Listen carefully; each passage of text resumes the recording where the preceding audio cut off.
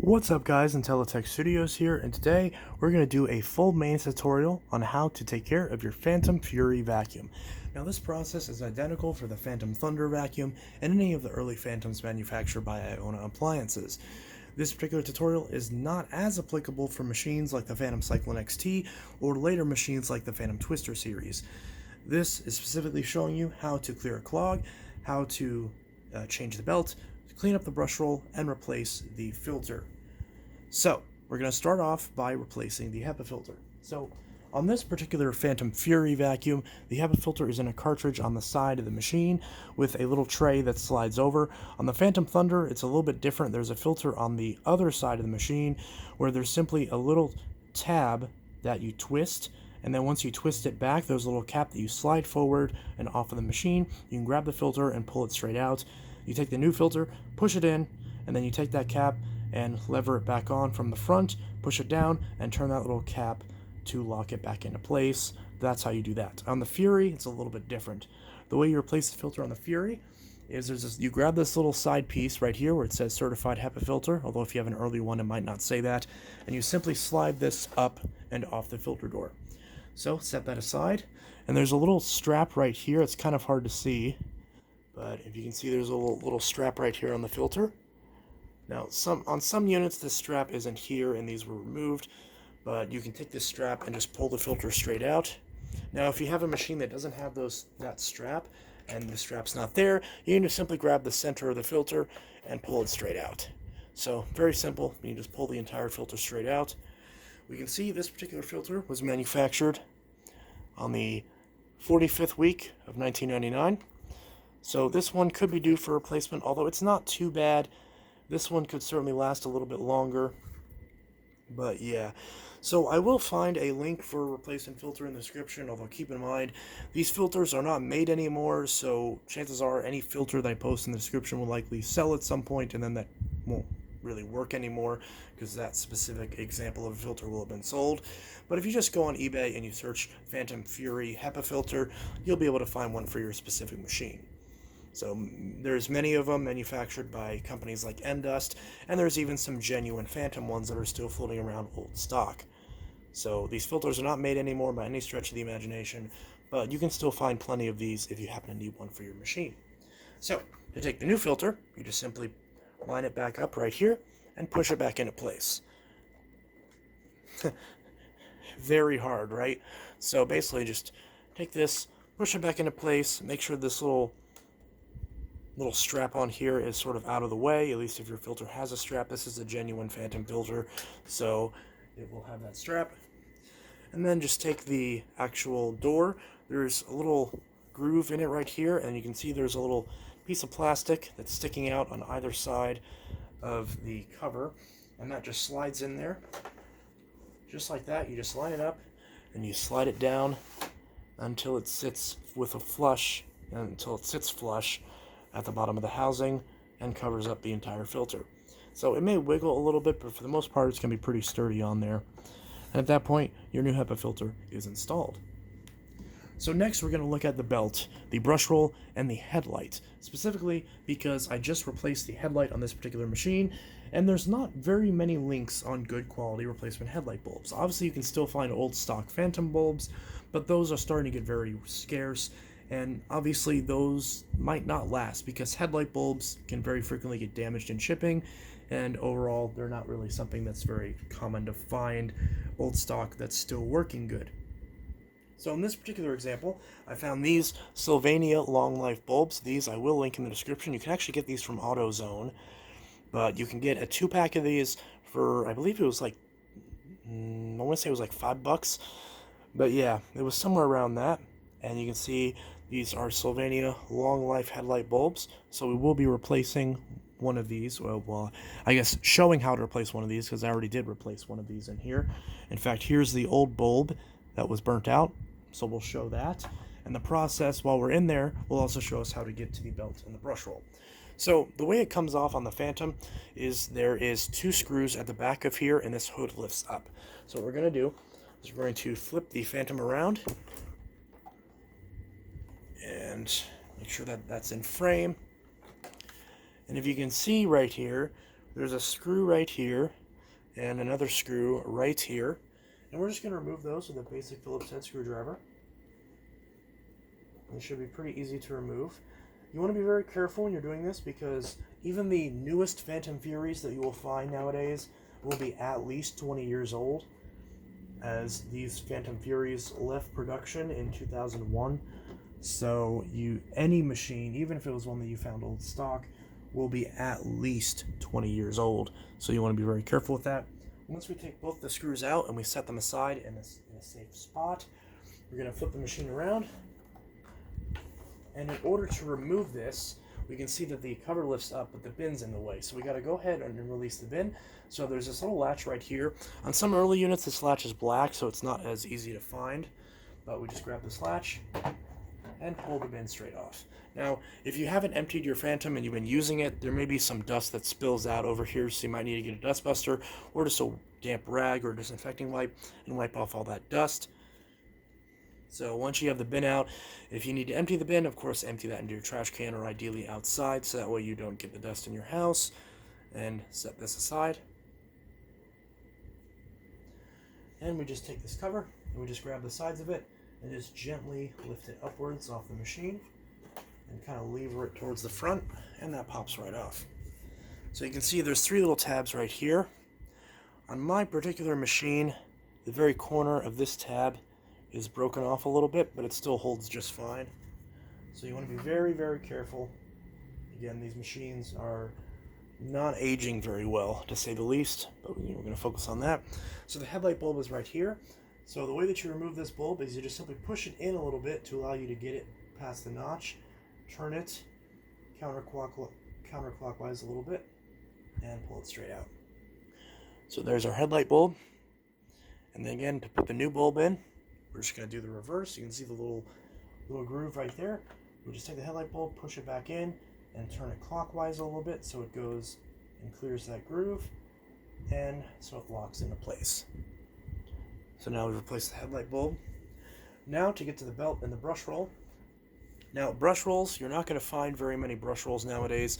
Again, these machines have not been in production for over 20 years. So if your brush roll is bad and the bristles are worn down on it, there's really not much you can do. I'd recommend just throwing the machine on eBay so some vacuum collector can buy it and moving on with your life and getting a different machine. Unfortunately, keeping these machines running is very, very hard to do nowadays unless you happen to be an old Fantom dealer and have a massive stock of various parts. So, to remove this belt right here, we're just going to go ahead and pull this off the side of the motor spindle just like this. And we're just going to grab each side of the brush roll and pull it straight up out of the housing. I'm going to do that very carefully. Just like that. We're going to use this opportunity to loop the belts off of the brush roll, and we're going to check the belt and make sure it's in good shape. So the belt that both this machine and the Thunder takes is the Dirt Devil Style 4.5 belt that also are earmarked for the Fantom Fury, which is what this machine is. But the Fantom Fury and the Fantom Thunder do take the same belt, so even if you have a Fantom Thunder, you can still use this Fantom Fury belt on your Thunder. The brush rolls, however, are not interchangeable as they are different sizes. So keep that in mind. If you have a Thunder brush roll and you have a Fury, you cannot interchange those, unfortunately. Now would also be a good time to take any hair or thread that may have built up on your brush roll and remove that. Take off the end caps and make sure there's no hair in the end caps of your brush roll. In my case, there is a good amount of hair in the end caps of my brush roll. I have a lot of long hair, so they love to get in the end caps of many different brush rolls. We want to make sure to clear that out before it causes any problems. So that's what we're going to do right now.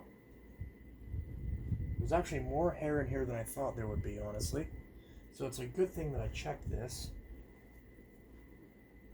I would say if you use one of these vacuums on a day-to-day basis, let's say weekly, I'd recommend opening this up and checking the brush roll and the belt about every month or so.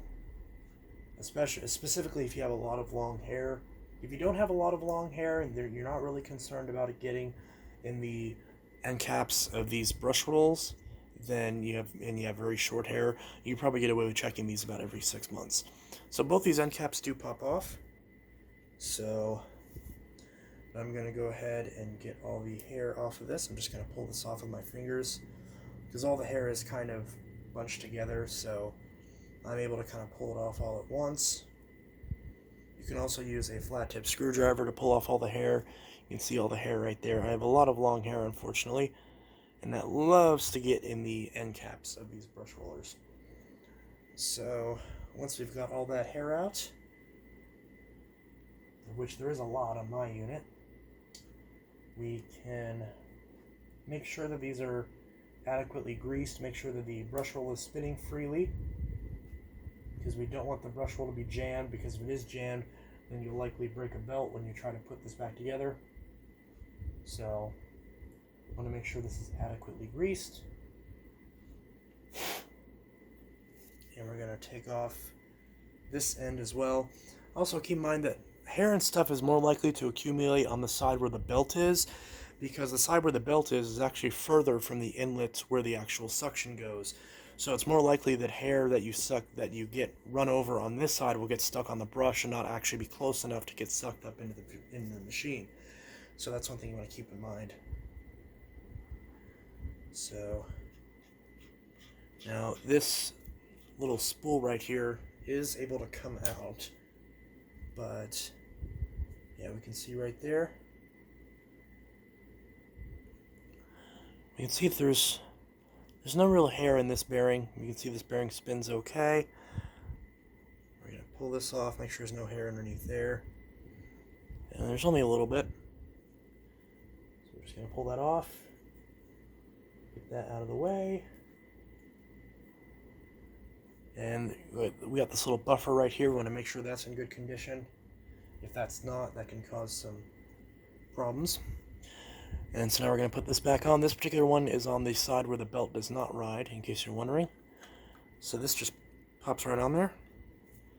And you just kind of press that on with your hand. Make sure it's spinning evenly. This one actually is the slightest bit warped on this brush roller. So this brush roller could use replacing, or at least this end cap could use replacing. But unfortunately, with the parts availability of these machines, it doesn't really seem like that's going to happen. So I might have to look for a new old stock brush roller for this machine if I do want to keep using it. So now we're going to go ahead and put this back together. So this one will just pop on no problem, and that spins no problem. Bearings sound good.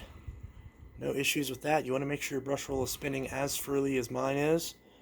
So if you're able to hold both the end caps in your hands and spin it by hand, without slipping, and that's the way you know your brush roll is good. Check the bristles, make sure they should be nice and stiff. They shouldn't be too short. And again, if they are, you might have to start shopping for a new vacuum, as brush rollers are not very common on these. So now that we've checked the belt looks okay. We're going to go ahead and put this back together. So we're going to loop the belt around the belt shaft on the brush roll. We're actually going to line this up right here, and the flat side on both sides of this are actually what sits into the brush roller housing, and the rounded side where the notches are is what sticks up.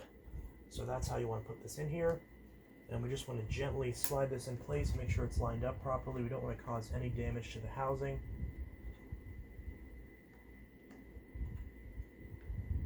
And you might have to kind of move the bumper out of the way a little bit.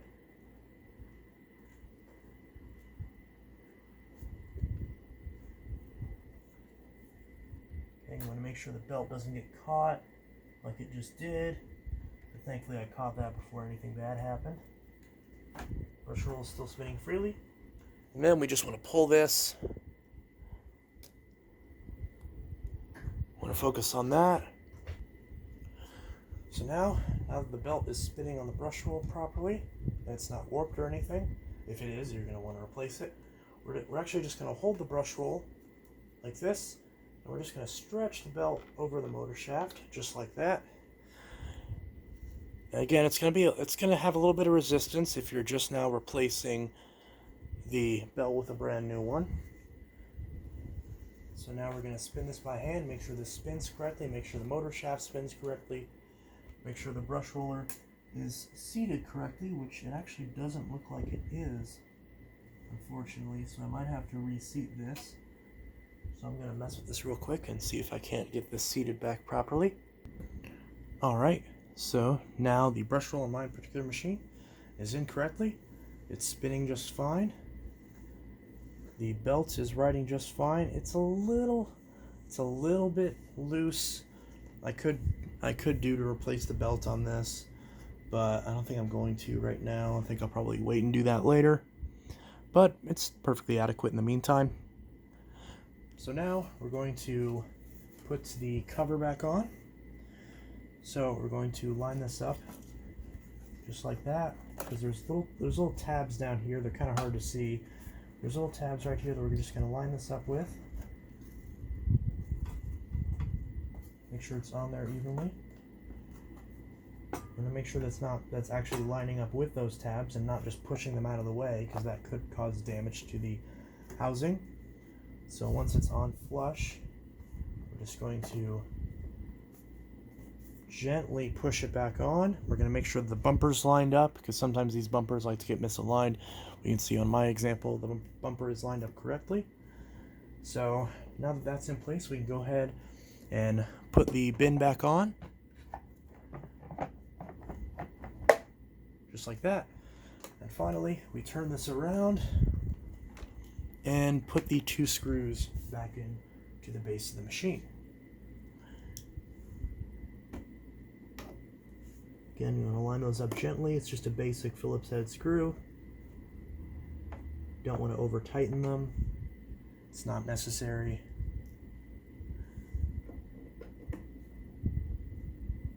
And put both of those back in. Just like that. And now that that's back together, we go ahead and plug this in and test out our machine. Alright. Now we're just going to turn this on and give it a quick little test.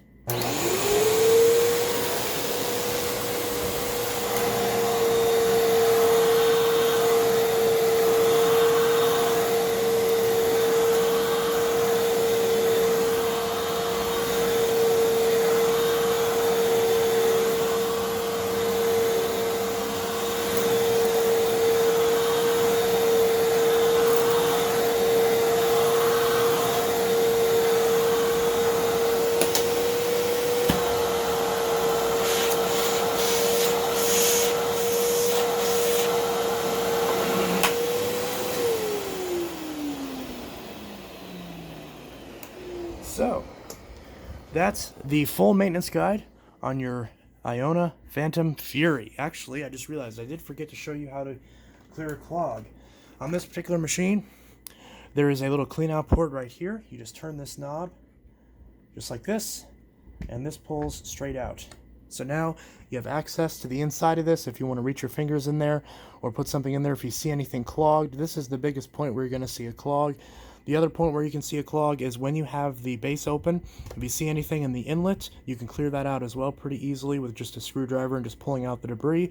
And if there's something in the hose or in the wand, you can simply stick something like a coax cable with the metal end cut off and just stick that through there and push whatever's in there through, at least in the case of the wand. And in the case of the hose, you can take a small broom handle and push that through if there's anything stuck in the hose. And that covers pretty much any clog where there would be. If there's a clog in the inlet in the bin, you can very easily take off the bin, just kind of reach up there and grab whatever's clogged and pull it straight out. Once you're done looking at this cleanout port, you just want to, very careful there. You want to just pop that up in place and turn this little knob. Make sure this little flap actually closes whenever you go to activate the wand. Otherwise, you could lose suction here. And other than that, that's pretty much that. So then, once you do all that, your Fantom Fury is up and running.